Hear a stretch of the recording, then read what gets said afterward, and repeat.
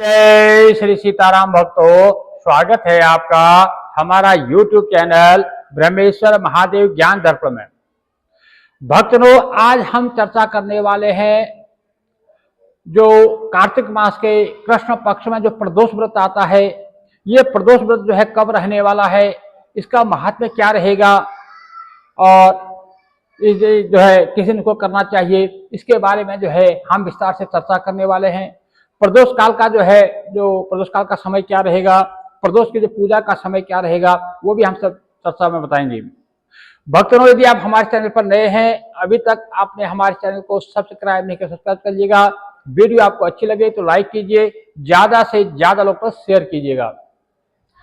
भक्तों, प्रदोष व्रत जो है भगवान भूत भावन भोलेनाथ जी को जो है प्रदोष व्रत जो है अति प्रिय है। ये प्रदोष व्रत जो है हर त्रयोदशी तिथि को किया जाता है। त्रयोदशी तिथि जो है महीने में 2 बार आती है, कृष्ण पक्ष की, शुक्ल पक्ष की। इसमें किसी प्रकार का कोई भेद नहीं करना चाहिए, दोनों तिथियां समान होती हैं। और जिस प्रकार से श्री लक्ष्मीनारायण भगवान विष्णु जी को जो है एकादशी तिथि प्रिय होती है और गणेश जी को चतुर्थी तिथि प्रिय है, उसी प्रकार से जो है भूत भावन भोलेनाथ जी को त्रयोदशी तिथि अति प्रिय होती है। तो इस दिन जो है जो भगवान भोलेनाथ जी का पूजन करता है, उनका व्रत करता है, तो उससे जो है भूत भावन भोलेनाथ जी अति प्रसन्न होते हैं। तो ये प्रदोष का व्रत जो है त्रयोदशी तिथि को किया जाता है। तो इस बार जो है ये जो प्रदोष व्रत जो है ये 18 अक्टूबर शनिवार 2025 को पड़ने वाला है। तो शनिवार को प्रदोष व्रत रहेगा, तो शनि प्रदोष व्रत कहलाएगा। त्रयोदशी तिथि का जो प्रारंभ है वो 18 अक्टूबर शनिवार को जो है दोपहर में 12:20 से जो है त्रयोदशी तिथि प्रारंभ हो रही है। दोपहर में 12:20 से त्रयोदशी प्रारंभ होगी, जो 19 तारीख रविवार को जो है दोपहर में 1:52 पे जो है त्रयोदशी तिथि समाप्त हो जाएगी। तो अब इस प्रदोष को आप उदय काल के हिसाब से तो रविवार को बनती है, लेकिन जो प्रदोष का जो व्रत किया जाता है ये सायंकाल में प्रदोष काल, जब भगवान सूर्यदेव जो है अस्त हो रहे हों, अस्तांचल को जब जाते हैं, उस समय जो है प्रदोष काल होता है। तो जो प्रदोष काल में जिस दिन त्रयोदशी तिथि हो, उसी दिन जो है प्रदोष का व्रत किया जाता है। इसको सूर्य उदय से नहीं लिया जाता है। इसलिए जो है 18 अक्टूबर को ही जो है ये जो प्रदोष का व्रत रहेगा। तो शनिवार का प्रदोष व्रत रह रहा है, तो जो है शनि प्रदोष व्रत कहलाएगा। जो शनि प्रदोष जो है सौभाग्य को देने वाला है और सुख समृद्धि को देने वाला है और मनुष्य की इच्छाएं जो है पूर्ण करने वाला है। इसलिए जो है ये जो प्रदोष का व्रत जरूर करना चाहिए, क्योंकि इस दिन धनतेरस भी इसी दिन मनाया जाएगा। तो जो हमारे दीपावली का जो पर्व जो होता है वो इसी दिन, जो हमारा 5 दिवस का जो दीपावली का जो पर्व होता है वो धनतेरस से ही शुरू हो जाता है। तो इसलिए इस दिन का जो है खास महत्व होता है। भक्तों, जो प्रदोष व्रत के दिन जो है सवेरे जो प्रदोष के व्रत जो रखते हैं उन्हें जो सुबह ब्रह्म मुहूर्त में उठना चाहिए। ब्रह्म मुहूर्त में उठ करके यदि आप जो स्नान करते हैं, यदि आप किसी तीर्थ स्थान में या किसी पवित्र नदी में इत्यादि में आप स्नान करते हैं तो अति उत्तम है। नहीं तो जिस पे आप स्नान करते हैं अपने घर पर ही, उसमें थोड़ा गंगा जल मिला लीजिए, थोड़े काले तिल मिला करके उससे जो है आपको स्नान करना है।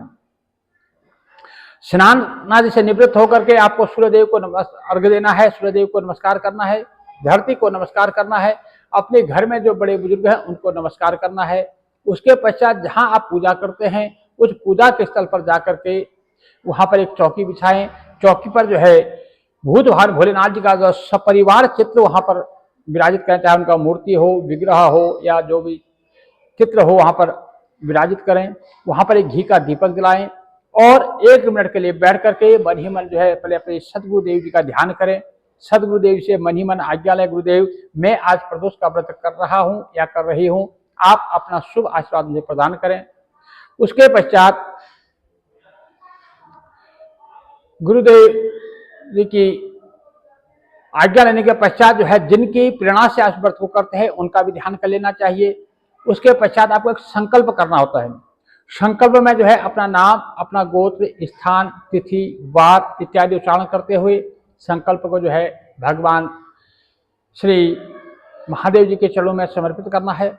उसके बाद जो है आपको भगवान भोलेनाथ जी का जो है अभिषेक करना है। यदि मूर्ति रूप में है तो उनको दूध से, दही से, पंचामृत से, जैसे दूध, दही, शहद, शक्कर, घी इत्यादि मिला करके उनसे उनका अभिषेक करना है।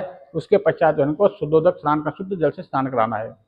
यदि वो चित्र रूप में है तो वहां पर आपको 3 चम्मच पानी डालना है। पादो पाद्यम समर्पयामेनो, हस्तो अर्घ्यं समर्पयामेनो, मुखे आचमनम समर्पयामेनो। इस प्रकार से उनका अंग प्रोक्षण कीजिए।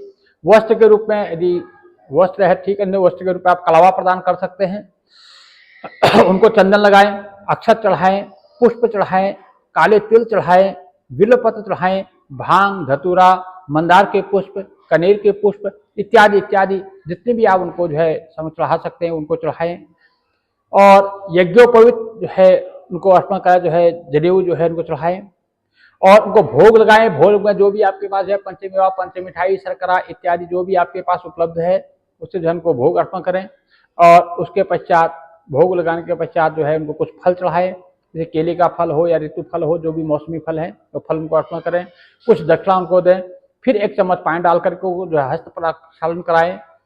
तो उसके बाद जो है भगवान का जो है स्मरण करते हुए जो है अपना सांब सदाशिव का जाप करें। यदि आपको कोई गुरु मंत्र प्राप्त है तो गुरु मंत्र के जो है आप ज़्यादा से ज़्यादा माला जाप करें। यदि गुरु मंत्र प्राप्त नहीं है तो आप सांब सदाशिव या शिवाय नमः कह करके आप जो है जाप कर सकते हैं, या श्री शिवाय नमस्तुभ्यं भी हम जाप कर सकते हैं, या शिव जी का किसी भी नाम को लेकर के आप जाप कर सकते हैं। और नाना प्रकार के स्तोत्रों के द्वारा जो है भगवान शंकर जी का जाप ध्यान कीजिए। जैसे जो रुद्राष्टक का पाठ कीजिए, लिंगाष्टक का पाठ कीजिए इत्यादि इत्यादि जो है जो भगवान शंकर जी के नाना प्रकार की जो स्तुतियां हैं उनके द्वारा उनको पाठ कीजिए, उनको स्मरण कीजिए, उनको याद कीजिए, उनको नमस्कार कीजिए। और आपको जो है जो प्रदोष की जो कथा है वो कथा सुननी होती है। वैसे प्रदोष की कथा जो है शाम को, जो प्रदोष काल में ही सुनने का इसका विशेष विधान होता है। पूजन जो है शाम को प्रदोष काल में इसका विशेष करना चाहिए। लेकिन अब हमें जो है कुछ लोग क्या है, जैसे नौकरी पेशा वाले हैं, उनका ये कहना होता है कि हम शाम को प्रदोष काल के समय में तो आप पहुंच नहीं पाते हैं, तो हम क्या व्रत ना करें। देखिए, व्रत ना करने से व्रत करना अच्छा है। आप सवेरे ही कथा श्रवण कर लीजिए, सवेरे कथा सुन लीजिए और सवेरे ही जो है पूजा पाठ कर लीजिए। और उसके पश्चात जो है अपने घर में पूजन करें। कथा सुनने के पश्चात आप जो है आरती कर लीजिए। आरती करने के पश्चात जो भी आपके आसपास में कोई शिव मंदिर हो, शिव मंदिर में जाकर के उनका अभिषेक कीजिए, 1 लोटा जल चढ़ाइए, पंचामृत से उनको स्नान कराइए, भगवान शंकर जी को बिल्वपत्र चढ़ाइए, काले तिल, अक्षत इत्यादि इत्यादि चढ़ा करके भगवान शंकर जी को प्रसन्न कीजिए। उसके पश्चात सारा दिन जो है सांब सदाशिव जपते हुए, शिवाय नमः जपते हुए सारा दिन जो है अपना पवित्रता से, संयमता से अपना व्यतीत करें। किसी की निंदा ना करें, किसी की चुगली ना करें, किसी प्रकार का झूठ, फरेब इत्यादि से बचें। कम से कम बोलें। व्रत के दिन एक तो क्या है कि ज्यादा इधर की बातें ना करते हुए जो भी आपके पास समय मिले उसमें जो है अपने भगवान का, अपने इष्ट का जो है स्मरण करें। और दिन में जो है शयन जो है व्रत के दिन में सोना नहीं चाहिए। और जो भी आपके पास समय मिले आपको जो है, यदि आप नौकरी पेशा वाले अपना काम कीजिए, घर पे गृहस्थी वाले जो घर का काम कीजिए, और बीच बीच में जो है भगवान का नाम जपते रहिए। जो भी आप काम कर रहे हैं उसको भगवान की सेवा मान करके, भगवान की आज्ञा मान करके उस कार्य को आप करते रहें। वो कार्य जो है आपको पूर्ण पूजा के बराबर ही पूर्ण फल देता है। इस प्रकार से जो है दिन भर जो है अपने सात्विकता, पवित्रता से व्यतीत करें। शाम को प्रदोष काल के समय फिर भगवान का जो है पूजन करना चाहिए। जब भगवान सूर्यदेव अस्त हो रहे हैं उससे 1 घंटा पहले स्नानादि से निवृत्त होकर के सफेद स्वच्छ वस्त्र पहन करके आपको पूजा स्थल पर बैठ जाना है। या घर पर पूजा कर रहे घर पर, या मंदिर में कर रहे मंदिर में।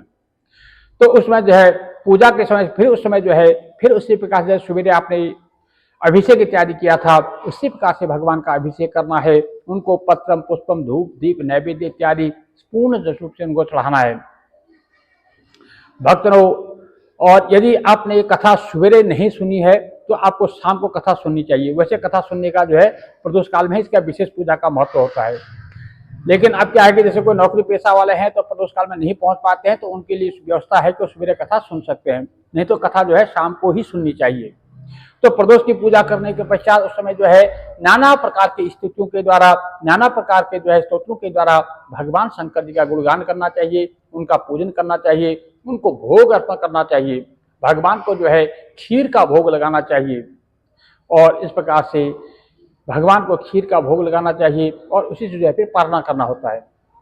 भक्तों, जो शाम को प्रदोष काल के जो पूजा का समय रहेगा वो 5:15 से लेकर के 7:37 तक जो है पूजा का समय रहने वाला है। 5:15 से लेकर के 7:37 के बीच में आप जो है पूजन कर सकते हैं। भक्तों, इस प्रकार से